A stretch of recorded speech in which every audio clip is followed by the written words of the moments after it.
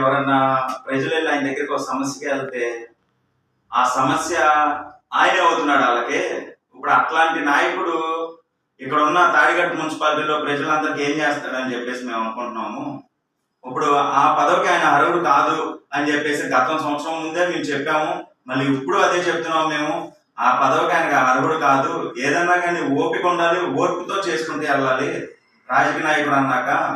అంతేగాని దాన్ని గట్టిగా మాట్లాడేసి అవతల మనిషి మీద ఎదురుకిచ్చినట్టు మాట్లాడి అన్ని నాకే ఇది అన్ని నేనే చూసుకుంటున్నాను, నేనే చేస్తున్నాను, నా వెనకాల తిరిగిన వాళ్ళకి మాత్రమే ఏమైనా నామినేషన్ పోస్టులు ఇస్తే ఇస్తాను, పక్కన ఉన్న వాళ్ళకి మాత్రం నేను ఇవ్వను అనే వైఖరిలో అతను చాలా దారుణంగా వెళ్తున్నాడు. అతను మాత్రం పార్టీ అధిష్టానం అతని విషయంలో చాలా కఠినమైన చర్యలు తీసుకోవాలని కోరుతున్నాము. అదే చర్యలు ఎవరైతే ఈయన ఇప్పుడు అధిష్టానానికి తెలిపారన్నారో వాళ్ళు కొంచెం మా వైపు నుంచి కూడా ఆలోచించి ఆయన మీద గట్టిగా చర్యలు తీసుకోవాలని కోరుకుంటున్నాం.